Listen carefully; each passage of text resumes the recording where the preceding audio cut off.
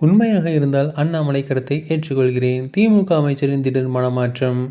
மதுரை சத்திரப்பட்டி பகுதியில் ஊராட்சி ஒன்றிய துவக்கப்பள்ளி மாணவ மாணவிகளுக்கு நலத்திட்ட உதவிகளை பள்ளிக்கல்வித்துறை அமைச்சர் அன்பில் மகேஷ் பொய்யாமொழி, அமைச்சர் மூர்த்தி வழங்கினர். தொடர்ந்து திறன்மிகு வகுப்பறையில் மாணவர்களை பேச வைத்தனர். தொடர்ந்து தரம் உயர்த்தப்பட்ட பள்ளி கட்டடத்தை பார்வையிட்டனர்.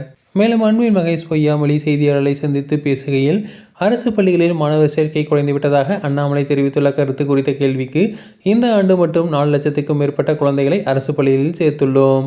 அரசு பள்ளிகளில் சேர்க்கை குறைவு என அண்ணாமலை பழைய தரவுகளை வைத்து குற்றச்சாட்டு வைத்திருக்கிறார். இன்னும் புதிய தரவுகள் அடங்கிய அறிக்கை தமிழ்நாடு மட்டுமல்ல, இந்தியா முழுமைக்கும் வெளியிடப்படவில்லை. அரசு பள்ளி என்பது சேவை அடிப்படையில் செயல்படக்கூடியது. தனியார் பள்ளி என்னதான் கல்வியை போதித்தாலும் அவர்கள் லாப நஷ்ட கணக்கு பார்க்கக்கூடியவர்கள். வெறும் 4 குழந்தைகள் இருந்தாலும் அந்த 4 குழந்தைகளுக்காக ஒரு கட்டிடம் கட்டுவோம், ஆசிரியரை நியமிப்போம், சேவை மனப்பான்மையோடு அரசு செயல்படும். மாணவர்களின் நலன் சார்ந்து அண்ணாமலை கருத்து தெரிவித்திருந்தால் அந்த கருத்து ஏற்கப்படும் என்று தெரிவித்துள்ளார். எங்களுடைய நாடாளுமன்ற குழு தலைவர் கனிமொழி சசிகாந்த் எம்பியை சந்தித்தார். நாங்கள் ஒரு பக்கம் நாடாளுமன்றத்தில் எங்கள் உரிமை குரலை நிலைநாட்டினாலும் கூட்டணி கட்சி எம்பியான சசிகாந்த் நாடாளுமன்ற கவனத்தை, அரசாங்கத்தின் கவனத்தை ஈர்க்க வேண்டும் என்பதற்காக போராட்டம் நடத்தினார். சசிகாந்த் செந்தில் எம்பி தமிழகத்திலேயே அதிக வாக்குகள் வித்தியாசத்தில் வெற்றி பெற்றவர். ஒரு இளைஞராக அவர் தன்னுடைய ஆதங்கத்தை வெளிப்படுத்தியிருக்கிறார். அவர் தன்னுடைய உடலை வருத்தி கொண்டு தனக்குரிய முறையில் போராட்டத்தை நடத்தியிருக்கிறார்.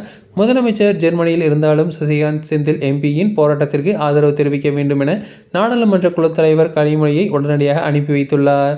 சசிகாந்திற்காக இருந்தாலும் சரி, அன்பில் மகேஷ் பொய்யாமொழியாக இருந்தாலும் சரி, ஒட்டுமொத்தமாக எல்லோரும் சேர்ந்து மக்கள் குரலாக, மக்கள் இயக்கமாக மாறி எப்படியாவது மத்திய அரசின் பள்ளி கல்வி நிதியை விடுவிப்பார்களா என்ற இயக்கம் எங்களுக்கு உள்ளது என்று கூறியுள்ளார். தொடர்ந்து போன்ற செய்திகளுக்கு எங்கள் சேனலை சப்ஸ்கிரைப் செய்வோம்.